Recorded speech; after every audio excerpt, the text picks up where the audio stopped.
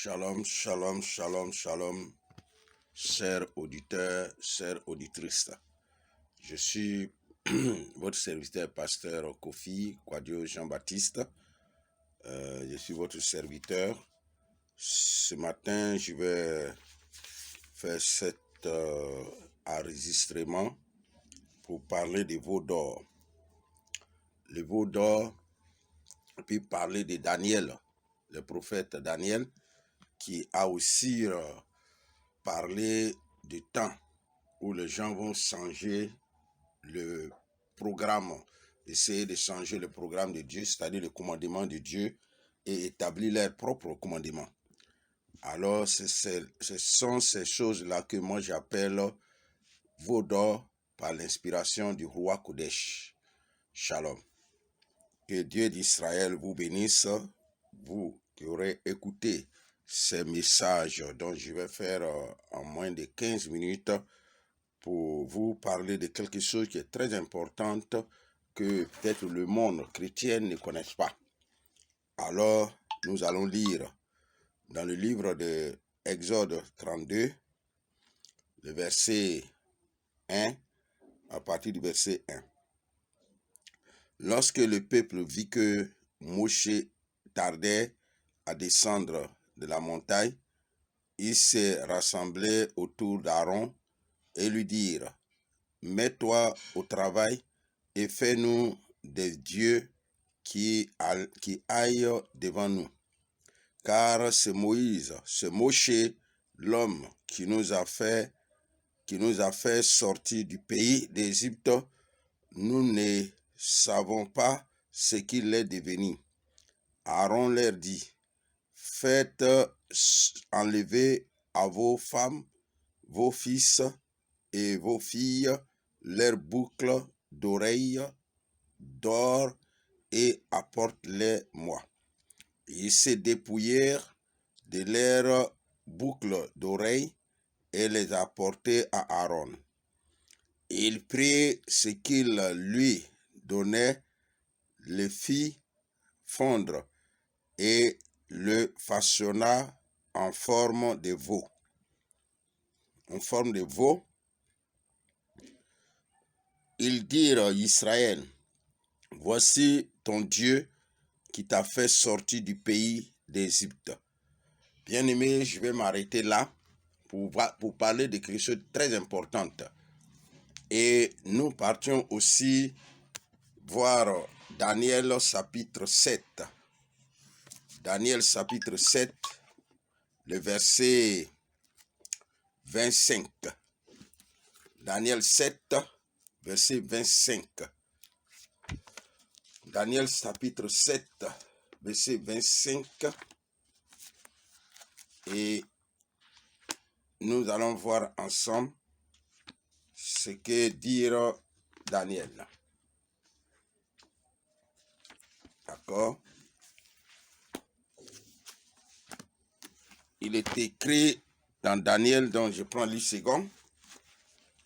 Daniel chapitre 7, le verset 25.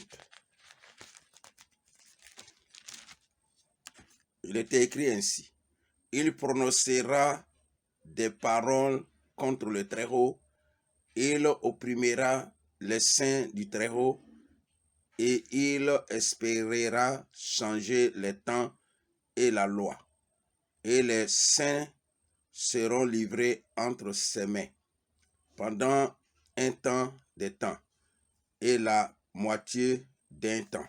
Amen.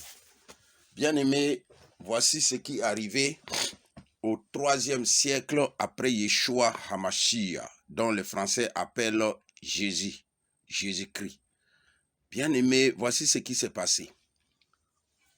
Le veau d'or, donc le monde entier adore aujourd'hui comme leur jour d'adoration que eux-mêmes ils ont fabriqué, dont j'appelle le veau d'or, c'est-à-dire Sunday en anglais, en français dimanche, et en faisant croire aux gens que ce jour-là est un jour que Yeshua HaMashiach était ressuscité.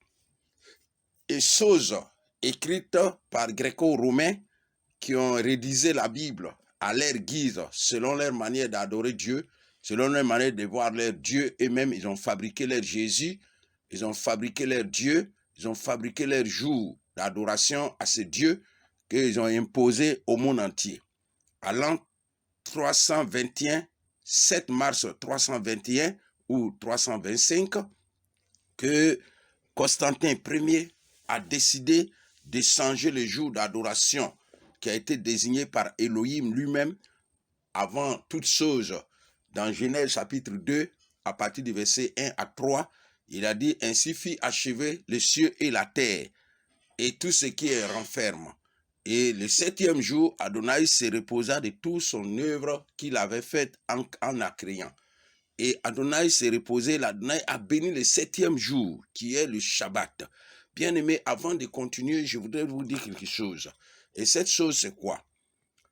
Que Dieu, en son plan, Dieu n'est pas nommé les noms des jours. Les noms des jours que nous avons, comme dimanche, lundi, mardi, mercredi, jeudi et vendredi, samedi, se sont donnés par les Gréco-Romains, c'est-à-dire Constantin et Grégoire. C'est eux, les deux empereurs romains, qui ont vraiment mis en place cette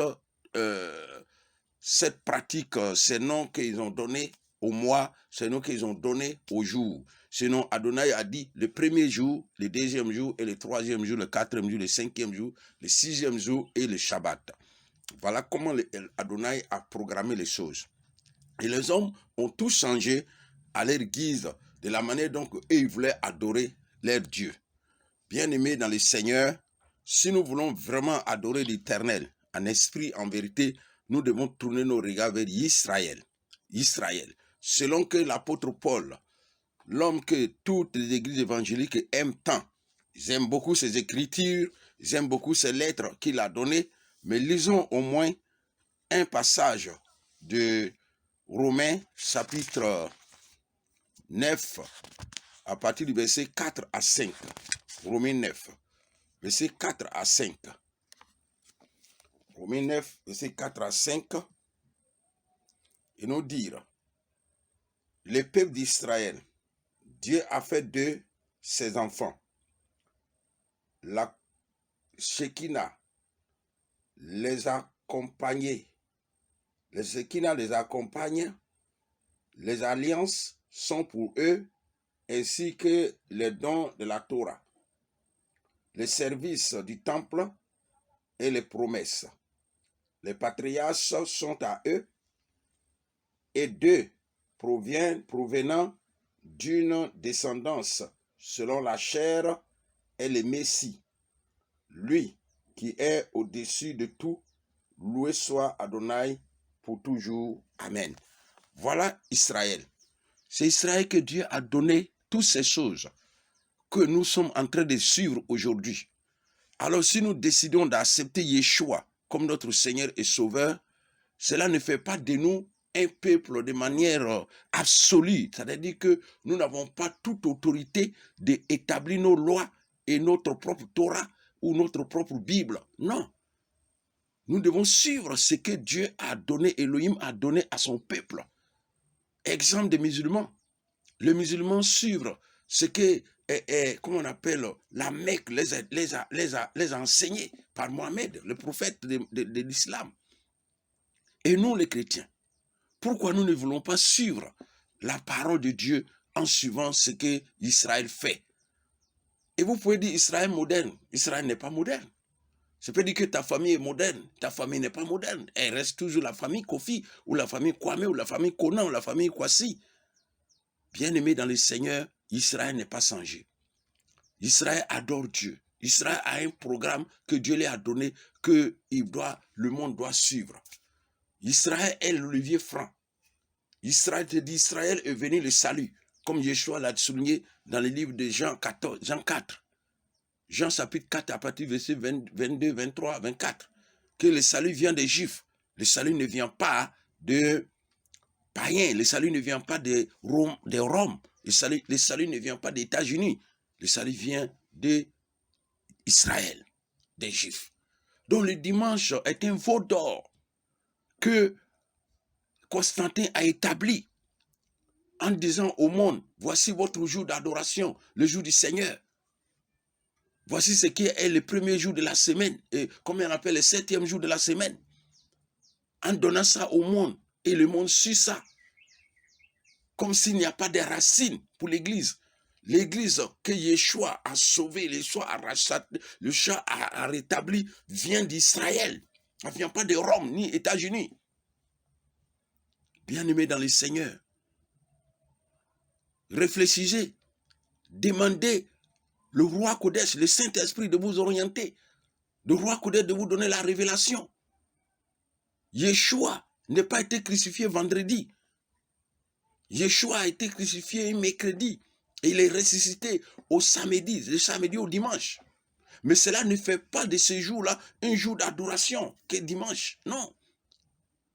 Quand même Yeshua est ressuscité dimanche, ça ne fait pas de ça le jour d'adoration officiel d'Adonai Elohim. Non. Adonai Elohim a établi son jour auquel son peuple élu, son peuple établi doit l'adorer. C'est le Shabbat. Le Shabbat de l'Éternel. Ce n'est pas autre jour que ça. Ouvrez vos yeux. Comprenez. Les patriarches, c'est Israël. Quand vous priez dans vos temples, vous dites le Dieu d'Abraham, le Dieu d'Isaac, le Dieu de Jacob. Il vient d'où? Il ne vient pas de Côte d'Ivoire. Abraham ne vient pas de Côte d'Ivoire. Israël, il vient d'Israël. Il est d'Israël. Celui qui est le patriarche d'Israël. Isaac, c'est le patriarche d'Israël. Jacob, c'est lui qui s'appelle Israël. C'est son peuple, ce sont ses enfants. Et Dieu leur a donné le Shabbat pour tous ceux qui vont se greffer à eux pour adorer leur Dieu, doivent suivre le Shabbat, doivent faire le culte le jour du Shabbat. Le samedi, Yeshua ne connaît pas dimanche comme les jours d'adoration. Non. Yeshua ne connaît pas ça. 321 après Yeshua, que les hommes sont assis sur les tables pour changer le jour du Seigneur à leur propre jour. Ouvrez vos yeux. Ne vous laisse pas blâmer. Le jugement sera grave. Bien-aimés dans le Seigneur, je n'ai pas à vous juger, mais jugez-vous vous-même. S'il faut obéir à Dieu ou aux hommes, si c'est Dieu que tu dois obéir ou bien aux hommes, ou bien tu dois faire plaisir aux hommes, ou bien tu dois faire plaisir à Dieu, selon Galates 1, verset 10. Si c'est les hommes que je cherche à plaire, je ne suis pas serviteur de Dieu. Aujourd'hui, nous, on observe le Shabbat, on nous voit comme si nous sommes perdus à cause de majorité. Non, bien-aimé, reviens à la parole. Revenons à la racine. Et que le Dieu d'Israël vous ouvre les yeux pour que vous compreniez. Je prie pour vous, bien-aimés dans le Seigneur. Vous aimez beaucoup Yeshua, c'est très bien. Mais ne négligez pas le jour que le Seigneur a établi. Le Seigneur a établi le Shabbat comme le jour d'adoration. Il a sanctifié cela. Le Seigneur n'a jamais sanctifié le premier jour de la semaine. Regardez comment vous comptez les jours. Vous comptez les jours en commençant par lundi. C'est pas ça. Bien aimé, derrière tout ça, il y a un mensonge.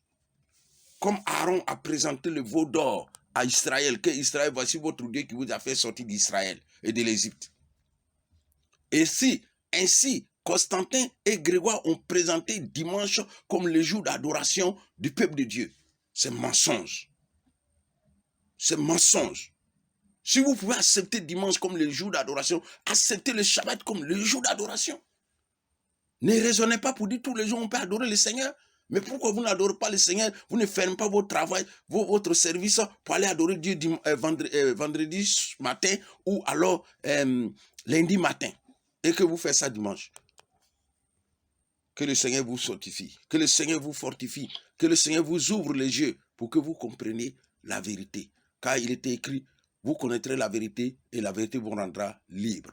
Qu'Hachem vous bénisse, qui vous ouvre les yeux, que le Saint-Esprit vous ouvre les yeux, que le Saint-Esprit vous donne la révélation du Shabbat, car c'est une question de révélation. Qu'Hachem vous bénisse et sortez des mensonges de Constantin et de Grégoire au nom puissant de Yeshua HaMashiach. Prochaine fois, je parlerai de Yeshua, celui que vous appelez Jésus. Amen.